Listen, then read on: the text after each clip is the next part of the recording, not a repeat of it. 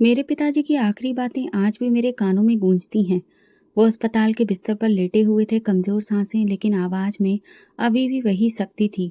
उन्होंने मेरी आंखों में आंखें डालकर कहा, अगर 7 दिन में तुम्हारी शादी नहीं हुई तो ये हवेली, ये इज्जत, ये सारी संपत्ति अनाथालय को दान कर दूंगा। मैं चुप रहा, होंठ भींचे, सिर झुका लिया।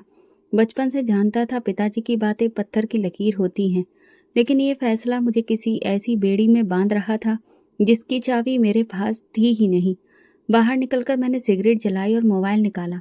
मोनिका को कॉल किया। वही मोनिका जिससे पिछले साल मेरी सगाई हुई थी। बचपन की दोस्त, जवानी की पहली मोहब्बत। हमने साथ में रंगीन ख्वाब देखे थे, शानदार शाही जिंदगी के। फोन मिलाया, दूसरी घंटी पर उसकी आवाज आई, हमेशा की तरह लापरवाह। हेलो आनंद, क्या हुआ? अंकल की तबीयत कैसी है? मैंने कहा, मोनिका, मुझे तुमसे अभी एक जरूरी बात करनी है। हमें 7 दिन के अंदर शादी करनी होगी। ये पिताजी की आखिरी इच्छा है। कुछ पल की चुप्पी और फिर वो हंसी। आनंद, ये सब नाटक बंद करो। मुझे कल दुबई जाना है। 2 दिन बाद आती हूँ, तब आराम से करेंगे शादी।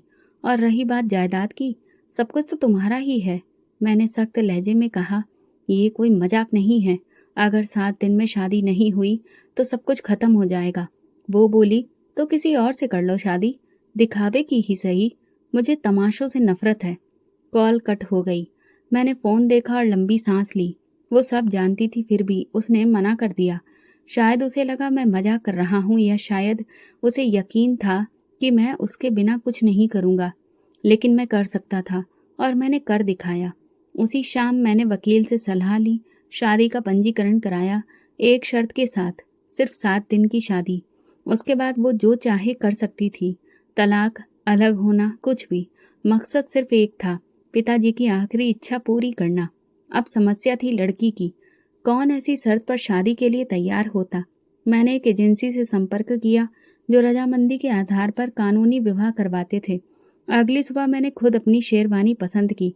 कोई दिखावा नहीं था, बस एक रस्म की तरह, जैसे किसी फॉर्म पर दस्तखत करने जा रहा हूँ। लेकिन दिल के अंदर एक अजीब सी बेचैनी थी। दुल्हन का इंतजाम हो चुका था। गाड़ी में बैठते ही वकील की कॉल आई, सारी प्रक्रिया तैयार है, जब चाहे रजिस्ट्रेशन हो सकता है।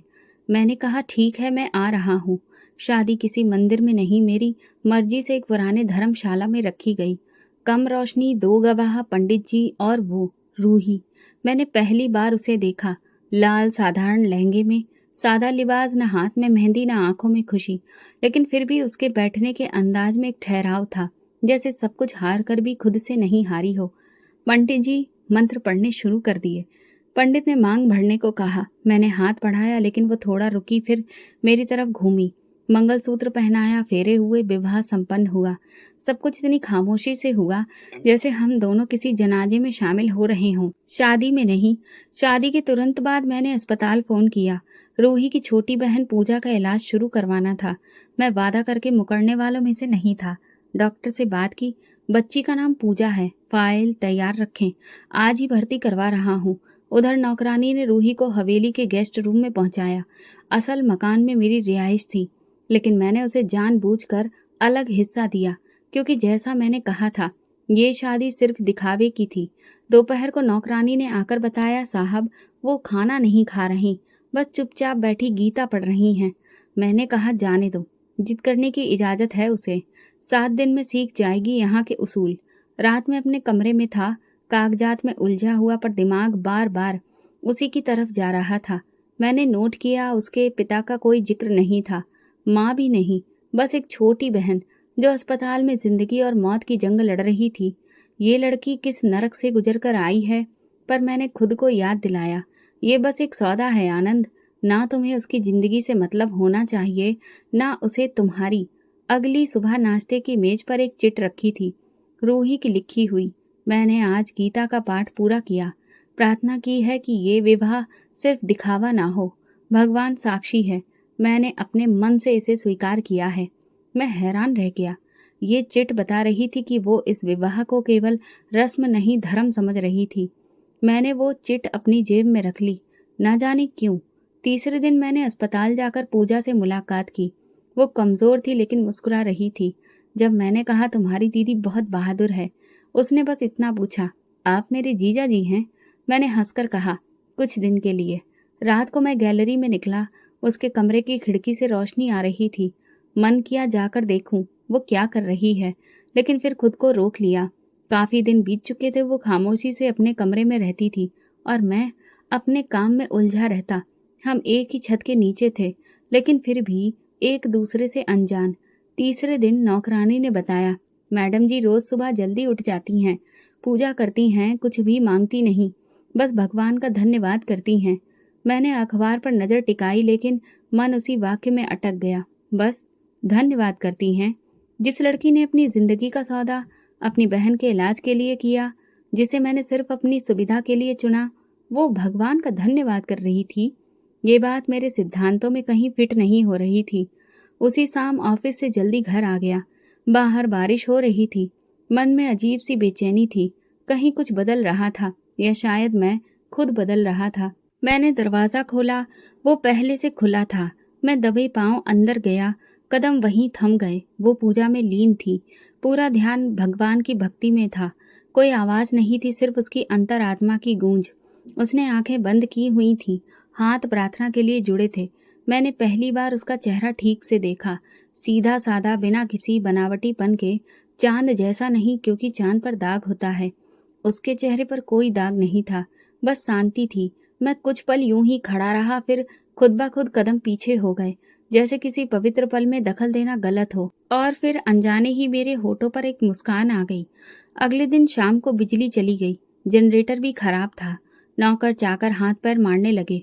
मैं खुद टॉर्च लेकर सिस्टम चेक करने लगा। लौटते वक्त जब उसके कमरे के सामने से गुजरा तो देखा अंदर अंधेरा था। बस खिड़की से आती चांदनी कमरे में फैली थी। मैंने दरवाजा हल्के से खटखटाया। हाँ, आवाज आई, धीमी लेकिन साफ। सब ठीक है? बिजली चली गई है। कोई परेशानी हो तो बताना। धन्यवाद, भगवान की कृपा है। रोशनी हमेशा अंधेरे में रास्ता ढूंढ ही लेती है। ये जवाब मुझे ठहर जाने पर मजबूर कर गया। मैंने दरवाजा नहीं खोला, बस वापस चला आया और सोचता रहा, ये औरत कौन है जो दुख में भी भगवान का धन्यवाद करती है, अंधेरे में भी आशा की बात करती है और खामोशी में ऐसे वाक्य कहती है जो दिल में गूंज जाते हैं। उस रात मैंने कोई शराब नहीं पी, बस अपनी डायरी खोली और एक लाइन लिखी। वो औरत जो चुप रहती है लेकिन हर पल बताती है कि वो कितने दर्द से गुजरी है। अब मैं जानता था। उसका चेहरा मेरे जहन में उतर चुका था, सादा मगर बहुत खास। तीसरे दिन रात को नौकरानी ने बताया, मैडम सिर्फ चावल और दही ही मांगती हैं खाने में, बाकी कुछ नहीं। मैंने सिर हिलाया। जो मांगे दे दो, सवाल मत करना। अगले दिन मेरे कमरे के दरवाजे पर एक ट्रे रखी थी। उसमें चाय का कप और एक छोटी कटोरी में सूखे मेवे थे। साथ भी एक नोट। अतिथि सेवा धर्म है, लेकिन जब रिश्ता शादी का हो तो वो सेवा सिर्फ धर्म नहीं, एक जिम्मेदारी बन जाती है। अब मुझे पता चल गया था, जो दीवार मैंने हमारे बीच खड़ी की थी वो धीरे धीरे गिर रही है। रात काफी हो चुकी थी। मैं अपने कमरे में बैठा फाइलों में उलझा था, लेकिन दिल दिमाग पर उसी चाय, उस नोट और उस चेहरे के कब्जे में था। मोबाइल देखा, रात के 2 बजे थे। मन बेचैन था, जैसे घर में कुछ ठहरा हुआ सा हो। मैं बरामदे में आया, रोशनी हल्की थी। किचन की तरफ गया, शायद पानी ले लूं। अचानक एक आवाज आई, बहुत हल्की, जैसे कोई दरवाजा खिसका हो। आवाज उसके कमरे से आ रही थी। मैं धीरे धीरे उसके दरवाजे के पास गया। दरवाजा बंद नहीं था, थोड़ा खुला हुआ था। झांका, वो जमीन पर बैठी थी, दोनों घुटनों को सीने से लगाए, सर झुकाए रो रही थी। चेहरा आंचल से ढका था, आवाज भी दबाई हुई। मैं कुछ देर दरवाजे पर खड़ा रहा, फिर हिचकिचाते हुए अंदर गया। कुछ कहे बिना किचन से लाया, पानी का गिलास टेबल पर रखा। वो चौंकी, नजरें उठाई, लेकिन कुछ बोली नहीं। मैंने धीरे से कहा, पानी पी लो। उसने नजरें चुराई। हाथ कांप रहे थे, गिलास थामने की कोशिश की, लेकिन पकड़ नहीं पा रही थी। मैंने गिलास उठाया और उसके हाथ में दिया। उस पल मेरे हाथ उसके हाथ से टकराए। ठंडे कांपते हाथ, एक स्पर्श, जैसे कोई करंट सा दौड़ गया हो। ना वो पीछे हटी, ना मैं अचानक पलट गया। एक लम्हा, शायद 2, लेकिन वो स्पर्श मेरे अंदर उतर गया था। पहली बार किसी का हाथ थामा और लगा, ये हाथ अधूरा नहीं, मुकम्मल है। लेकिन अगले पल मैंने खुद को झटका दिया। ये सिर्फ एक सौदा है आनंद, भूल मत। मैंने खुद से कहा। मैं पलटने ही वाला था कि उसने धीमी आवाज में कहा, कभी कभी इंसान सिर्फ चुप रहना चाहता है, क्योंकि लफ्ज कम पड़ जाते हैं। मैं रुक गया। उसकी आवाज में शिकायत नहीं थी, बस अपनापन था। मैंने मुड़कर देखा, वो आंसू पोंछ रही थी। अगर कुछ चाहिए हो तो बताना, कहकर मैं कमरे से निकल गया। अगली शाम डॉक्टर का फोन आया। पूजा के टेस्ट ठीक आ रहे थे। मैं खुश हुआ, लेकिन जिसके लिए ये सब किया वो तो चुप्पी की दीवारों के पीछे ही छुप गई थी। मैं ऑफिस जाने के लिए तैयार हो ही रहा था कि बाहर शोर सा हुआ। नौकर आया। साहब, कोई लड़की आई है, कहती है आपकी मंगेतर है, नाम है मोनिका। मैंने चौंक कर सिर उठाया। वो दुबई से लौट आई थी। दिल में एक झटका सा महसूस हुआ। उसे ड्राइंग रूम में बैठाओ, मैं आ रहा हूँ। दरवाजा खोला। वो बिना रुके अंदर दाखिल हुई। चेहरे पर तेज मेकअप, आवाज में चुभन। ये औरत कौन है? मेरी जगह क्यों ले ली? मैंने शांत स्वर में कहा, मोनिका बैठो। नहीं, मुझे जवाब दो। तुमने शादी कर ली, वो भी बिना मुझे बताए? मैंने गहरी सांस ली। उसकी आंखों में सीधा देखा। तुमने मना किया था, मैंने फैसला किया। ये सब झूठ है। मैं सिर्फ 2 दिन लेट हो गई थी और तुमने मेरी जगह किसी अनजान औरत को दे दी। तुम लेट हुई, वो वक्त पर आ गई। वो कड़वाहट से हंसी। और तुम उसे पत्नी कहने लगे, या ये अभी भी सिर्फ समझौता है? मैंने नजरें फेर ली। ये शादी एक मकसद के लिए हुई थी, जो तुम जानती हो। अब जब तुम आ गई हो तो ये बहस बेकार है। अब उसकी आवाज में थोड़ी नरमी थी। उसके लिए मैं चुप रही। वो तेजी से बंगले के अंदर बढ़ने लगी। मैं उस औरत को देखना चाहती हूँ अभी। मैंने उसका हाथ पकड़ लिया। ये इज्जत का सवाल है मोनिका। वो मेरे घर में है, मेरी पत्नी है। कितने दिनों के लिए? ये सवाल जैसे सीधा दिल पर वार था। मैंने उसका हाथ छोड़ दिया। जितने दिन वो चाहे। वो मुड़ गई। जाते जाते कहा, ये जंग अभी खत्म नहीं हुई आनंद। तुम्हारी पत्नी सिर्फ तुम्हारी मर्जी से नहीं बच सकती। उसके जाने के बाद मैं कुछ देर बरामदे में बैठा रहा। कोठी शांत थी, लेकिन मेरे भीतर तूफान मचा था। रोही ने कोई सवाल नहीं किया, कोई सफाई नहीं मांगी। बस शाम को खाने की ट्रे में एक नोट था। आपके मेहमान खुश थे? मैंने कोई जवाब नहीं दिया। बस वो नोट उठाया और जलती मोमबत्ती की लौ में डाल दिया। अगले दिन मोनिका की माँ का फोन आया। आनंद बेटा, जो तुमने किया वो शायद थोड़ी जल्दबाजी थी। मोनिका तुमसे प्यार करती है, ये सब एक गलत फहमी थी। मैंने कहा, माँ जी, आप तो मेरी अपनी माँ जैसी हैं, लेकिन ये फैसला मेरी जिंदगी का था और वक्त पर फैसला लेना जरूरी था। उनकी आवाज में दुख था, पर उन्होंने हार मान ली। शाम को जब घर लौटा, देखा रूही और पूजा आंगन में बैठी थी। दोनों चुप थी, बस हवा में एक गूंज सी थी। मैं थोड़ी दूरी पर रुक गया। उन दोनों के बीच एक अजीब सा सुकून था। रूही अंदर चली गई तो पूजा ने मुझे देखकर मुस्कुराकर कहा, जीजा जी, आपकी पत्नी बहुत प्यारी है ना? मैंने बस मुस्कुराकर सिर हिलाया। तभी दिल में एक सवाल उठा। मोनिका ने मुझे ऐसा सुकून कभी नहीं दिया। ना वो अपनापन, ना वो चुपचाप भावनाएं। उसने तो हमेशा कुछ दिया, लेकिन जैसे प्यार भी कोई लेन देन की चीज हो। रूही ने कुछ मांगा ही नहीं, सिर्फ दिया, चुपचाप, सेवा में, स्नेह में। रात को दरवाजे पर हल्की सी दस्तक हुई। दरवाजा खोला तो वो खड़ी थी। खिड़की खुली थी। बारिश की आवाज में नींद नहीं आ रही। उसने कहा, आओ बैठो, कुछ चाहिए? बस इतना जानना चाहती हूँ, क्या मैं आपके लिए बोझ हूँ? मैंने उसकी आंखों में झांका। नहीं, तुम मेरे लिए वो खालीपन हो जिसे मैं समझने की कोशिश कर रहा हूँ। वो कुछ पल चुप रही, फिर बोली, क्या आपको लगता है कि मोनिका आपकी जिंदगी में वापस आ सकती है? मैंने थोड़ा सोच कर कहा, कुछ रिश्ते वक्त के होते हैं, कुछ हमेशा के लिए, पर मोनिका वाला रिश्ता अब बंद हो चुका है, चाहे हम किताब का पन्ना पलटे या नहीं। वो धीरे से मुस्कुराई। तो फिर मुझे बस 7 दिन पढ़ने देना, मैं खुद तय करूंगी कि किस पन्ने में रहना है। रूही पलट गई। मैं वहीं खड़ा रह गया। मोनिका वापस आ गई थी, लेकिन जो बात कभी पूरी लगती थी अब अधूरी सी महसूस होने लगी थी। दोपहर को घर आया तो एक अजीब सी बेचैनी हुई। नौकरानी घबराई हुई आई, साहब, मैडम जी ने फल काटते वक्त हाथ काट लिया है, बहुत खून निकला है, अभी अंदर है, पूजा पट्टी ला रही है। मैं भागा। अंदर देखा, रूही कुर्सी पर बैठी थी। एक हाथ से दूसरे हाथ की हथेली पर खून भरा रूमाल दबा रखा था। पूजा सामने खड़ी थी, पट्टी हाथ में लिए, पर डर रही थी। मैं आगे बढ़ा। दिखाओ हाथ। उसने मेरी तरफ नहीं देखा, बस हाथ दे दिया। ज्यादा गहरा कट नहीं था, लेकिन खून बहुत निकला था। मैंने रूमाल हटाया, हाथ धोया और पट्टी बांधने लगा। उसके हाथ कांप रहे थे, शायद दर्द से, शायद मेरी मौजूदगी से, या शायद किसी और एहसास से। मैंने उसकी आंखों में देखा, पहली बार। जो आंखें हमेशा झुकी रहती थी, आज सीधे मेरी तरफ देख रही थी। मैंने पूछा, क्या हुआ था? मेरी आवाज बहुत नरम निकली, जैसे इजाजत मांग रही हो। उसने लंबी सांस ली और बोली, जब हम किसी और का अधिकार छीनते हैं तो ऊपर वाला कभी कभी खुद ही सजा देता है। मैंने हाथ रोक लिया। वो किसी को दोष नहीं दे रही थी, बस एक सच कह रही थी, शायद अपने लिए। मैंने धीरे से पट्टी बांधी और कहा, कभी कभी जो चीज हमें छीनी हुई लगती है वो ईश्वर की ओर से दी गई होती है, और जो चीज अपनी लगती है वही सबसे बड़ी परीक्षा बन जाती है। रूही ने सिर झुका लिया। न बहस, न सहमति, न असहमति, बस खामोशी। वो खामोशी जैसे हर जवाब दे गई।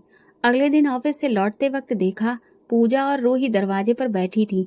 रूही कढ़ाई कर रही थी। पूजा बोली, जीजा जी, आपकी बीवी बहुत अच्छी कढ़ाई करती है, मुझे गिफ्ट बनाकर दे रही है। मैंने रूही को देखा। उसने नजरें झुका ली, पर हल्की सी मुस्कुराहट थी। उसी रात मैंने उसके कमरे के दरवाजे पर दस्तक दी। जी, अंदर आ सकता हूँ? कमरा साफ सुथरा था। एक कोने में पूजा की थाली रखी थी, तकिए के पास गीता रखी थी और कोने में वो पट्टी जो मैंने बांधी थी। मैंने कहा, क्या अभी भी वो पट्टी रखना जरूरी है? उसने कहा, ये याद दिलाने के लिए कि कुछ तकलीफें खुद को समझने के लिए होती हैं। मैं चुप हो गया। फिर कहा, कभी कभी तकलीफें हमें वो सिखा देती हैं जो आसानी से नहीं सिखा सकती। रूही ने सिर हिलाया। हाँ, जैसे ये समझना कि हर चीज पर हक जताना जरूरी नहीं होता। कुछ रिश्ते सिर्फ निभाने के लिए होते हैं, लेने के लिए नहीं। मैं उसकी बातों में खो गया। कभी सोचा था ये रिश्ता सिर्फ कागज भर है, लेकिन अब ये रिश्ता सांस लेने लगा था। रूही मेरे सामने बैठी थी, सादा, शांत, लेकिन दिल के बहुत करीब। उसका हाथ बैंडेज में था, पर उसका असर मेरी रूह में दर्ज हो चुका था। रात को कमरे में आकर डायरी खोली और पहली बार बगैर सोचे कुछ लिखा। जख्म दो किस्म के होते हैं, एक शरीर पर और दूसरा आत्मा पर। वो दोनों दिए गए और दोनों पर मरहम भी वही रख रही है। मोबाइल उठाया, वकील का नंबर देखा, पर फोन नहीं किया। 7 दिन का वक्त पूरा होने वाला था, पर अब दिल कह रहा था ये रिश्ता शायद किसी मोहर का मोहताज नहीं। रूही के जख्म अभी मेरे दिल की पहचान बन चुके थे। मैं दफ्तर से जल्दी लौट आया था। मेज पर चाय नहीं थी, जो रोज की आदत के विपरीत था। मैंने दरवाजा खोला और बरामदे की ओर बढ़ा। वो आंगन में थी, हाथ में ट्रे, 2 चाय के कप, कुछ बिस्किट और एक सादा सफेद दुपट्टा जो आज कुछ ज्यादा ही उजला लग रहा था। मैं वहीं रुक गया, बस उसे आते हुए देखता रहा। उसकी चाल थमी थमी, उसकी नजरें झुकी हुई, लेकिन चेहरे पर कुछ सोचने जैसा भाव था। जैसे ही वो पास आई, मैंने धीरे से कहा, तुम्हारी आंखों में जैसे कोई प्रार्थना है, मगर होंठ चुप क्यों हैं? उसने पलकें झपकाई, कप मेरे हाथ में थमाया और सिर्फ इतना बोली, काश ये सब हकीकत होता। उसके इस एक वाक्य ने जैसे वक्त को थाम लिया। चाय की महक, हवा की सरसराहट, मेरी सांसें सब थम सी गईं। मैंने कप लिया और थोड़ा पीछे हटते हुए बस कहा, अगर ये हकीकत नहीं है तो क्या ये झूठ है? उसने नजरें झुका ली। शायद मेरी बात सुन ली, मगर जवाब देना जरूरी नहीं समझा। हम दोनों सोफे पर बैठ गए। मैंने चाय का पहला घूंट लिया। गर्म थी, मगर उस लम्हे जितनी नहीं। रूही ने अपनी नजरें खिड़की से आती रोशनी पर जमा दी। पूजा की तबीयत कैसी है? उसने हल्के लहजे में पूछा। अब ठीक है, कल एक और टेस्ट है, मैं खुद लेकर जाऊंगा उसे। मैंने जवाब दिया। अब तो वो बहुत हंसने लगी है, शायद उसे लगता है कि जिंदगी थोड़ा लौट रही है। रूही की आवाज में कुछ कृतज्ञता, कुछ हैरानी और शायद थोड़ा डर था। मैंने उसकी ओर देखा। और तुम्हें तुम्हें लगता है तुम्हारी जिंदगी भी लौट रही है? उसने कुछ कहने के लिए होंठ खोले, फिर रुक गई। फिर बोली, मैंने जिंदगी कभी मांगी ही कब थी? मैं तो बस थोड़े समय की मोहलत पर जी रही हूँ। उसका ये वाक्य सीधा दिल में उतरा। मैंने चाय का कप टेबल पर रखा और पूछा, रूही, क्या तुम सच में बस एक मोहलत हो, या फिर मैंने तुम्हें अपनी जिद में कैद कर लिया? वो चौंकी, मेरी ओर देखा। पहली बार हमारी नजरें मिली। उसकी आंखें साफ थी, मगर भीतर कुछ कांप रहा था। शायद दोनों ही सच हैं। तुम्हें समय की मजबूरी थी और मुझे एक वचन निभाना था। हम दोनों ने वो किया जो ना तुम्हारे दिल से था ना मेरे। तो फिर ये लम्ज, ये चाय, ये बातों की गर्माहट, ये क्या है? ये सब जो हकीकत नहीं है, लेकिन दिल ने हकीकत मान ली है। उसका लहजा बहुत नरम था, जैसे अपने ही शब्दों से बचना चाह रही हो। बीच में चुप्पी छा गई। कुछ ऐसे पल गुजरे जिसमें हम दोनों ने कुछ नहीं कहा, लेकिन हर चीज बोल रही थी। कमरे की हवा, दिल की धड़कनें, आंखों की हरकतें। फिर वो उठी, खाली ट्रे समेटी और दरवाजे की ओर बढ़ी। मैंने कहा, अगर मैं कहूँ ये सब सच बन सकता है? वो रुकी, पलटी नहीं, धीरे से बोली, सच्चाई वो होती है जो सबके सामने हो। हमारा रिश्ता अभी सिर्फ 7 दिनों का है और अभी 2 दिन बाकी हैं। मैं चुप रहा। बस दरवाजे को देखता रहा जहां से वो ओझल हो गई थी। रात को मैंने पूजा से बात की। वो बहुत खुश थी। कह रही थी दीदी आज बहुत मुस्कुरा रही थी। लग रहा था कुछ दुआएं वक्त पर कबूल हो जाती हैं। मैंने पूछा और तुमने क्या कहा? उसने कहा कभी कभी इंसान खुद ही दुआ बनकर आता है और आप हमारी दुआ बन गए हैं जीजा जी। मैंने उसके हाथ पर हाथ रखा। दिल में कुछ चुभा। क्या मैं सच में किसी की दुआ बन सकता हूँ या आप भी वही हूँ जो जिंदगी को कागजों पर तोलता है? रात को अपने कमरे में बैठा वो फाइल फिर खोली। शादी का कॉन्ट्रैक्ट। सिर्फ 2 दिन बाकी थे, फिर मैं आजाद था और वो भी। मगर दिल अब उस आज़ादी से डर रहा था। अगले दिन मौसम कुछ अजीब था। हवा हल्की थी लेकिन कमरे में गर्मी सी महसूस हो रही थी। मैं अपनी स्टडी में बैठा था। सामने फाइल खुली थी लेकिन नजरें दरवाजे की ओर थी। रूही दिन भर नहीं दिखी, न दोपहर में, न शाम को और ना ही रात को खाने पर। नौकरानी ने बताया मैडम जी कह रही थी कि सर में दर्द है, आराम करेंगी। मैंने सिर हिलाया लेकिन मन संतुष्ट नहीं था। रात के 11 बजे थे। एक बेचैनी सी थी। मैं उसके कमरे की ओर बढ़ा। दरवाजा आधा खुला था। अंदर गया। कमरा सजा हुआ था। सब कुछ अपनी जगह था मगर वो नहीं। रूही, मैंने पुकारा। हवा ने मेरी आवाज वापस दी मगर कोई उत्तर नहीं। आंगन की ओर आया। वहां खामोशी भी चीख रही थी। जमीन पर ओस की नमी थी। फिर अचानक देखा वो बरामदे में गिरी हुई थी। सफेद कपड़े अब धुंधले पड़ चुके थे। चेहरा पीला, आंखें बंद, सांस बहुत धीमी। रूही, मैं दौड़ा। उसका सिर गोद में लिया। नब्ज देखी, बहुत धीमी। गाड़ी निकालो फौरन, मैं चिल्लाया। नौकर भागा। मैंने उसे उठाया जैसे टूटा हुआ पंछी। रास्ते पर उसका हाथ मेरे हाथ में था, कांपता हुआ। मैं बस कहता रहा कुछ नहीं होगा, बस पहुंच रहे हैं। मैं हूं। अस्पताल पहुंचे। इमरजेंसी रूम में ले जाया गया। डॉक्टर भागते हुए आए। Injection, oxygen. फिर एक डॉक्टर मुझे किनारे ले जाकर बोला सर, इन्होंने नींद की गोलियां ली हैं, मात्रा ज्यादा थी, समय पर लाते तो। मैं जमीन पर बैठ गया। बस एक ही बात कही, वो बच जाएगी ना? डॉक्टर ने सिर हिलाया। अभी हाँ। मैं कुर्सी पर बैठ गया। मन में सिर्फ एक सवाल, क्यों किया उसने ये सब? सुबह ब्रह्म मुहूर्त के समय डॉक्टर ने कहा आप देख सकते हैं अब होश में आ रही हैं लेकिन बहुत कमजोर हैं, बोलने की स्थिति में नहीं हैं।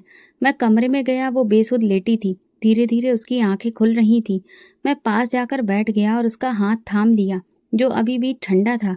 क्यों किया तुमने ये सब? मेरी आवाज में कठोरता नहीं थी, बस एक कांपती हुई सच्चाई थी।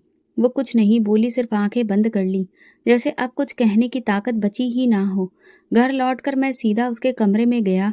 दराज खोली। रोजमर्रा की चीजों के बीच एक छोटा नोट पैड था, एक डायरी। मैं बैठा, डायरी खोली। पहला पन्ना खाली था, दूसरा भी। तीसरे पर लिखा था मैं विधवा नहीं, तलाकशुदा हूँ। मेरे हाथ वहीं रुक गए। दिल एक पल को कांप गया। अगले पन्नों पर लिखा था उसने मुझसे प्यार नहीं किया, बस मुझे इस्तेमाल किया। मेरा शरीर, मेरी इज्जत, मेरा सुकून, सब कुछ उसके लिए एक खेल था। और मैं समझती रही कि शादी सब कुछ सुरक्षित कर देती है। एक दिन उसने कहा तुम मेरे लायक नहीं और तलाक दे दिया, जैसे मैं कोई चीज हूं जिसे इस्तेमाल कर फेंक दिया जाता है। मैंने जीना छोड़ दिया था। सिर्फ पूजा का मासूम चेहरा रोज अपनी जान लेने से रोक लेता था। फिर तुम आए, आनंद, और कहा 7 दिन के लिए पत्नी बनो। मैंने सोचा शायद अब शरीर को बेचने का काम कानूनी हो गया है। कम से कम इस बार मेरी बहन बच जाएगी। हर शब्द मेरे दिल पर जैसे वार कर रहा था। एक और पन्ने पर लिखा था तुम खामोश रहते हो पर तुम्हारी निगाहें मुझ तक सवाल भेज देती हैं। तुम्हारी आंखों में कुछ अलग था, कुछ सच्चा। मैं डर गई थी कि कहीं दिल ना लग जाए। मैंने डायरी बंद कर दी। कुछ समझ नहीं पा रहा था। मैं बाहर आया।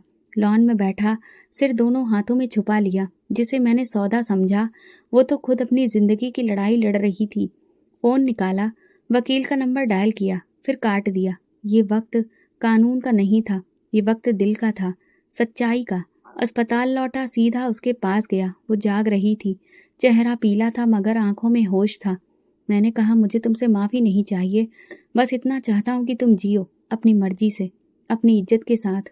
वो खामोश रही मगर उसकी आंखों में पहली बार हल्की नमी के साथ एक रोशनी थी। मैं उसे घर ले आया। अब वो कमजोर थी लेकिन चुप नहीं, सिर्फ थकी हुई। पूजा दरवाजे पर ही उसे गले लगा बैठी, जैसे बरसों बाद माँ वापस लौटी हो। मैंने उसके लिए कोठी के अंदर वाला कमरा चुना, वही कमरा जो कभी मेरे माता पिता का था। वहाँ कम धूप आती थी लेकिन रोशनी हमेशा रहती थी। शाम को मैं स्टडी में था जब नौकरानी ने आकर बताया, साहब मोनिका मैडम आई हैं। मैंने माथा सिकोड़ा, दरवाजा खोला। मोनिका दाखिल हुई, लंबे कुर्ते में, चेहरा गुस्से और घमंड से भरा। आनंद, अब हद हो गई है।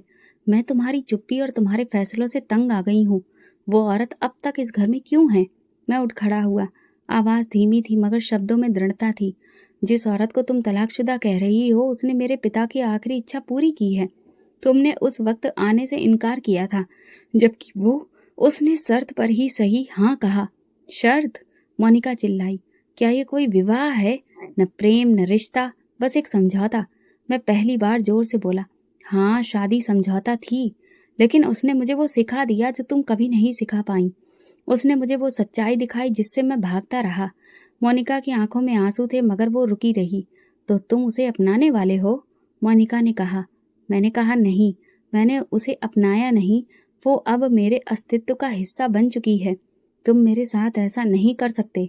मैंने तुम्हारे साथ वही किया जो तुम्हारे रवैये के मुताबिक सही था। तुमने मेरी मजबूरी को तमाशा समझा, उसने मेरे तमाशे को सम्मान दिया। तुम मेरे पिता की पसंद नहीं थी, तुम उनकी शर्त से भाग गई और वो उस शर्त की रक्षा करने वाली बनी। मोनिका ने जाते जाते कहा, उस औरत की सच्चाई तुम्हें ले डूबेगी। मैंने जवाब दिया, मुझे उसकी सच्चाई में डूबना मंजूर है, तुम्हारे झूठ में जीना नहीं। उस रात मैं स्टडी में गया, डायरी निकाली, लिखा, प्रेम कुछ मांगता नहीं, बस बहने देता है, और मैं बह चुका हूँ। उसके स्पर्श, उसकी खामोशी, उसके धैर्य में। अगले दिन नाश्ते की मेज पर वो नहीं थी। नौकरानी ने बताया, मैडम ने कहा है दोपहर में आएंगी, अभी ध्यान लगाकर प्रार्थना करना चाहती हैं। मैंने कहा ठीक है, उन्हें कुछ मत कहना। दफ्तर गया पर फाइलें देखे बिना लौट आया। घर पहुंचते ही पूजा दौड़ कर आई। दीदी ने कुछ खास बनाया है, आपको जरूर खाना है। मैं मुस्कुराया, मैं तैयार हूँ। रसोई में वो हर मेज पर कुछ सजा रही थी, चेहरा सादा मगर रोशनी से भरा। मैंने धीमे से कहा, मोनिका आई थी। उसने नजरें नहीं उठाई, पता था आना ही था। मैंने उससे कहा, तो वो हो जिसने मेरे पिता की इज्जत और मेरी जिंदगी बचाई। उसने नजरें उठाई और होठों पर हल्की कंपन थी। कुछ नहीं बोली, बस देर तक मेरी तरफ देखा। मैं तुमसे प्रेम करने लगा हूँ, मैंने कहा। वो मुस्कुराई, जैसे सब जानती हो, फिर नजरें झुका ली। अब ये रिश्ता शब्दों से आगे निकल चुका था। 7 दिन पूरे हो चुके थे। मैं सुबह उठा, कोठी में सब सामान्य था, मगर मेरे अंदर सन्नाटा था। घड़ी 7 बजा रही थी, जैसे बता रही हो समय पूरा हुआ। मैंने पूछा, रूही कहाँ है? पूजा ने गर्दन झुकाते हुए कहा, वो अपने कमरे में है, शायद सामान पैक कर रही हैं। ये शब्द जैसे दिल पर किसी ने पत्थर रख दिया हो। मैं चुप रहा, कोई जवाब देना मुमकिन नहीं लग रहा था। हर शब्द गले में फंसकर भारी सा महसूस हो रहा था। दोपहर करीब थी। मैं उसके कमरे की तरफ गया, दरवाजा खुला था। अंदर कदम रखा तो रूही फर्श पर बैठी थी। सूटकेस खुला पड़ा था, कुछ कपड़े तय किए जा चुके थे, बाकी वो बड़ी सलीके से रख रही थी। दवाइयाँ, किताबें, जैसे ये रोज का कोई मामूली काम हो और उसके जाने का फैसला कब का तय हो चुका हो। मैं दरवाजे पर ही खड़ा रह गया, कुछ देर तक बस यूं ही देखता रहा। रूही ने मेरी तरफ देखा नहीं, या शायद जानबूझकर नजरें नहीं मिलाईं। फिर वो बोली, मैं जा रही हूँ, जैसा वादा था। 7 दिन हो गए, अब इस घर में मेरा कोई हक नहीं बचा। मैं धीरे से कमरे में दाखिल हुआ, धीमे कदमों से बोला, मैंने तुम्हें जाने के लिए नहीं बुलाया। उसने कपड़ों को सहेजते हुए जवाब दिया, लेकिन आपने कभी रोका भी नहीं। मैं चुप रहा। फिर वो बोली, विवाह का समय पूरा हो चुका है, वादा पूरा हुआ, रिश्ता खत्म। अब मैं वही हूँ जो पहले थी, अकेली, टूटी हुई, बेसहारा। मैंने सख्त लहजे में कहा, नहीं, तुम वो नहीं हो। तुम वो हो जिसने मुझे मेरी असलियत दिखा दी, जो मेरी दुनिया में आई और सब कुछ बदल दिया। वो हल्के से मुस्कुराई। पहली बार उस दिन। तो फिर ये बात 7वें दिन ही क्यों याद आई? 6ठे दिन क्यों नहीं? 5वें या चौथे दिन क्यों नहीं? मैंने कहा कि रूही रुक जाओ। मैं चुप रहा। कुछ पल बीते, फिर मैंने कहा, काश वादे दिल से किए जाते। ये बात जैसे कमरे की हवा में थम गई। वो खड़ी हुई, सूटकेस की जिप बंद की और खिड़की की तरफ चल दी। हल्की हवा अंदर आ रही थी, पर्दा उड़ रहा था। आनंद जी, दिल से किए गए वादे अक्सर वक्त से पहले टूट जाते हैं, और वक्त के वादे कभी दिल के लायक नहीं होते। मैंने कदम आगे बढ़ाए, उसके पीछे जाकर कहा, रूही, तुमने एक सौदा निभाया और मैंने एक वसीयत, लेकिन जो हमने महसूस किया वो क्या था? कोई झूठ? वो धीरे से बोली, जैसे खुद को समझा रही हो। महसूस करना जुर्म नहीं, बोलना हक है। लेकिन आपने कभी नहीं कहा कि मैं आपके लिए मायने रखती हूँ, और मैंने कभी नहीं कहा कि मैं रुकना चाहती हूँ। पर तुम रुकना चाहती थी ना?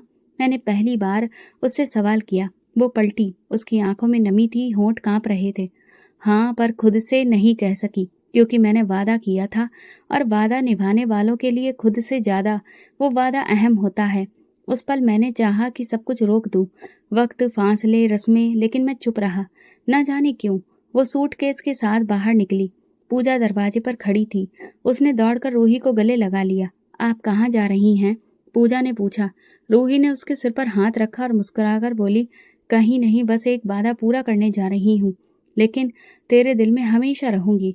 गाड़ी गेट पर खड़ी थी। मैं दरवाजे तक आया। नौकर ने उसका सामान रखा। रूही गाड़ी के पास पहुंची।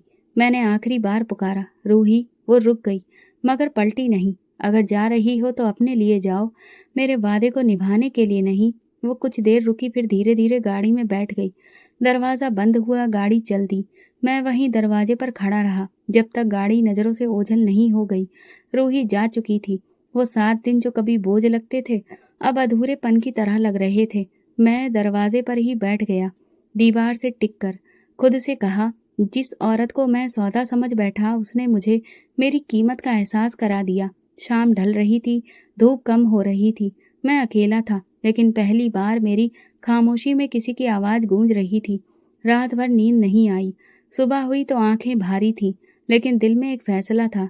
मैंने नाश्ता नहीं किया, ऑफिस नहीं गया, सिर्फ गाड़ी निकाली और शहर की उन्हीं गलियों में निकल पड़ा जहां कहीं न कहीं जिंदगी बिखरी पड़ी थी। और शायद वो भी। मैं सबसे पहले उसके पुराने मोहल्ले पहुंचा, जहां वो अपनी बहन के साथ रहती थी। पड़ोसी ने बताया वो वापस नहीं आई, सिर्फ कुछ जरूरी कपड़े भिजवाए थे। फिर मैं उस अस्पताल में गया जहां पूजा का इलाज होता था। वहां भी यही जवाब मिला, दीदी ने इलाज बंद करवा दिया है, कहा है कि अब कहीं और ले जाएंगी। दिल में एक अजीब सी बेचैनी थी, जैसे कोई डोरी हो जो हाथ से फिसलती जा रही हो। मैंने उसके बारे में जानने की आखिरी उम्मीद पर भरोसा किया। वो मंदिर जिसका वो अक्सर जिक्र करती थी, जहां वो पूजा करती थी, जहां वो गीता पढ़ती थी, सोचा शायद वहीं मिल जाए। शाम को मैं उस मंदिर में पहुंचा जहां शहर भर से लोग मनोकामना मांगने आते हैं। वहीं एक कोने में, स्त्रियों के भाग में, चुनरी ओढ़े एक लड़की बैठी थी। मैं थोड़ी दूर खड़ा रहा, लेकिन दिल ने कहा ये वही है। वो आरती के समय झुकी हुई थी, होंठ धीरे धीरे कुछ बोल रहे थे और आंखें बंद, हाथ जुड़े हुए। मैं धीरे धीरे कदम बढ़ाता गया, धड़कनें तेज हो चुकी थी। वो पूजा में लीन थी, लेकिन मेरी सांसें जैसे उसकी हर प्रार्थना से जुड़ी हुई थी। मैंने धीरे से उसके पास पहुंचकर सिर झुकाया और धीरे से उसका हाथ थामा। रूही। उसने चौंक कर आंखें खोली, मेरा चेहरा देखा। मेरे होंठ कांप रहे थे, आंखें नमी से भर चुकी थी। मैंने एक पल कुछ कहे बिना उसकी आंखों में वो सब कह दिया जो शब्दों में मुमकिन नहीं था। मैं तुमसे सिर्फ शादी नहीं, जिंदगी मांगने आया हूँ। उसकी पलकें झपकी, लेकिन आवाज नहीं निकली। आंखों से आंसू बहने लगे और वो झुककर दोबारा मंदिर के सामने बैठ गई। मैं भी वहीं बैठ गया, सिर झुकाया। हे प्रभु, अगर ये लड़की मेरे भाग्य में है तो आज इसे मेरी जीवन संगिनी बना दो। मैंने इसे खोने के लिए नहीं पाया था, और जो कुछ मैंने कहा वो सच्चाई थी। पूजा पूरी करके वो उठी, चुपचाप। मैंने हाथ बढ़ाया, उसने हाथ पीछे नहीं खींचा। चेहरा चुनरी से ढका हुआ था, लेकिन उसकी सांसों की थरथराहट बता रही थी कि वो सुन रही है। मैं जानता हूँ, मैंने देर की, लेकिन ये देर अपने दिल को समझाने में लगी।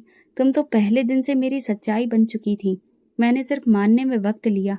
वो कुछ देर खड़ी रही, फिर बोली, आनंद, मैं वादा निभाने गई थी, प्रेम छोड़कर नहीं। मैंने तुमसे कुछ नहीं मांगा, बस खुद को थोड़ा सा सुरक्षित रखना चाहा था। और जब तुम चले गए तो लगा जैसे सब कुछ खत्म हो गया। मैंने धीरे से कहा, मैं चाहता हूँ कि तुम मेरी पत्नी बनो, इस बार बिना किसी शर्त, बिना किसी सौदे, बस दिल के आदेश पर। वो चुप रही, लेकिन उसकी चुप्पी में जैसे पूरी दुनिया की हाथ छुपी थी। फिर उसने कहा, तुम मेरा हाथ थाम रहे हो, लेकिन क्या तुम मेरे अतीत को भी थामने को तैयार हो? मैंने उसकी आंखों में देखा और कहा, मैं तुम्हारे साथ वो सब झेलने को तैयार हूँ जो तुमने अकेले सहा। अब तुम अकेली नहीं होगी, हर लम्हा मेरा होगा तुम्हारे साथ। रूही की आंखों से फिर से आंसू बहने लगे थे। उसने एक पल को मंदिर के द्वार की ओर देखा, फिर आकाश की ओर। जब मैंने यहाँ प्रार्थना की थी तो कहा था, हे भगवान, जिसने मेरे हाथ में जल दिया हो वही मेरे माथे का प्यार का हाथ रखे। मैं बेख्याल हो गया। आगे बढ़ा और उसका माथा छुआ तो मान लो दुआ स्वीकार हो गई। वो सिसकने लगी और मैंने उसे अपनी बाहों में भर लिया। वो कोई फिल्मी दृश्य नहीं था, ना कोई डायलॉग, बस दो लोग थे जिन्होंने आखिरकार अपनी सच्चाई को स्वीकार कर लिया था। जब हम मंदिर के बाहर निकले तो संध्या आरती हो रही थी। मैंने उसकी तरफ देखा। चलो घर चलते हैं, वही जो अब तुम्हारा भी है पूरी तरह से। उसने सिर हिलाया, आंखों में सुकून था और हाथ मेरे हाथ में था। वो जिसे मैंने एक हफ्ते के विवाह के लिए चुना था, आज मेरी पूरी जिंदगी बनने जा रही थी। मैंने गाड़ी रोकी, मंदिर का दरवाजा सामने था। वही पंडित जी जिन्होंने पहले शादी कराई थी, आज वही मौजूद थे। लेकिन इस बार सब कुछ अलग था। इस बार विवाह किसी मजबूरी में नहीं था, ना किसी वसीयत के बोझ तले। इस बार ये इच्छा थी, दिल की पुकार थी। रूही ने मेरी तरफ देखा। क्या तुम्हें लगता है कि हम फिर से शुरुआत कर सकते हैं? मैंने मुस्कुराते हुए कहा, ये शुरुआत नहीं, वही कहानी है। बस इस बार अंत हम खुद लिखेंगे। हम मंदिर के आंगन में दाखिल हुए। पंडित जी ने मुस्कुराकर पूछा, फिर से? मैंने कहा, जी, इस बार बिना किसी शर्त के। रूही की नजरें झुकी हुई थी, लेकिन चेहरे पर एक अद्भुत सुकून था। गवाह सिर्फ वो लोग नहीं थे जो हमारे साथ थे, गवाह वो पल भी थे जो हमने चुपचाप बिताए, वो सच्चाई जो समय के साथ सामने आई, और वो स्पर्श जो अब जिंदगी का विश्वास बन चुका था। विवाह संपन्न हुआ। पंडित जी ने मंत्रों के साथ आशीर्वाद दिया और मैंने उसके माथे पर हाथ रखकर मन ही मन भगवान का धन्यवाद किया। क्या ये रिश्ता तुम्हें स्वीकार है? मैंने मुस्कुराते हुए पूछा। रूही ने हल्की सी मुस्कान के साथ जवाब दिया, पहली बार भी था, अभी भी है, बस इस बार दिल से है। घर लौटते समय पूजा ने गुलाब की पंखुड़ियों से हमारा स्वागत किया। अब आप दोनों मेरी संपूर्ण दुनिया हो। वो खुशी से चहक रही थी। रूही ने उसे गले से लगा लिया। रात को जब हम अपने कमरे में पहुंचे तो सब कुछ जाना पहचाना होते हुए भी कुछ बदला बदला सा लग रहा था। वही दीवारें, वही सामान, मगर अब हवा में वो एहसास था जो सिर्फ प्रेम से आता है। रूही आईने के सामने खड़ी थी, अपने आंचल को ठीक करती हुई। मैं उसके पास जाकर बोला, तुम जानती हो, तुम मेरे घर की रोशनी बन चुकी हो। उसने आईने में देखते हुए मुस्कुराकर कहा, और तुम मेरी आत्मा की शांति बन चुके हो। मैंने उसका हाथ थामा और पलंग के किनारे बैठकर कहा, पहली बार जब हम मिले थे तुमने कहा था तुम विधवा हो, लेकिन आज तुम सिर्फ मेरी पत्नी हो, पूरे हक और सम्मान के साथ, हमारे प्रेम की साझीदार। रूही ने मेरे हाथ पर अपना हाथ रखा और कहा, और तुम वो इंसान हो जिसने मेरे अतीत के अंधेरे को पीछे छोड़ मेरे भविष्य को रोशन कर दिया। कुछ महीने बाद पूजा के इलाज की प्रक्रिया भी पूरी हो गई थी। अस्पताल से घर लौटते समय उसने कहा, रूही अब सिर्फ मेरी दीदी नहीं रही, वो माँ बन गई है। क्योंकि मुझे नहीं लगता मुझे दवाइयों ने बचाया, मुझे उनकी ममता और प्रेम ने जिंदा रखा। रूही के चेहरे पर ममता की झलक थी और ये खबर सुनकर मेरी दुनिया जैसे चमक उठी। एक दिन मैंने रूही से कहा, याद है तुमने कहा था काश ये सब हकीकत होता? वो मुस्कुरा पड़ी और तुमने कहा था ये हकीकत बन सकती है। मैंने उसकी गोद में सिर रखकर कहा, तो मान लो ये कोई सपना नहीं, हमारी जीती जागती किस्मत है। रूही ने मुस्कुराकर कहा, मैं तो सिर्फ 7 दिन की दुल्हन बनने आई थी, शादी तो बस समय की मजबूरी थी। मैंने जवाब दिया, लेकिन मैं तो उम्र भर का प्रेमी बन गया था। किस्मत की धनी मैं नहीं, तुम हो। वो चुप हो गई। उसके होठों पर मुस्कान थी, आंखों में नमी और हाथों में मेरी उंगलियां। वो 7 दिन अब हमारी पूरी जिंदगी बन चुके थे। रूही अब मेरे साथ पूजा में बैठती थी। जीवन के हर निर्णय में, हर खामोशी में, हर परेशानी में वो मेरे हर संकल्प की प्रेरणा बन गई थी, और मैं उसके धैर्य का परिणाम। हमारी कहानी का पहला अध्याय मजबूरी से शुरू हुआ था, लेकिन आखिरी अध्याय हमने खुद लिखा, और वो अभी भी लिखा जा रहा है। घर के बाहर लगी नेम प्लेट पर अब 2 नाम थे, आनंद और रूही शुक्ला, और उस दरवाजे के भीतर वो सुकून था जो किसी मन्नत में नहीं, सिर्फ सच्चे प्रेम में ही मिलता है। तो दोस्तों, अगर आपको हमारी कहानी पसंद आई हो तो कमेंट करके ज़रूर बताएं। वीडियो को लाइक करें और ज़्यादा से ज़्यादा शेयर करें। अगर आप चैनल पर नए हैं तो सब्सक्राइब ज़रूर करें और नोटिफिकेशन बेल दबाएं ताकि अगली अपडेट सबसे पहले आपको मिले। धन्यवाद।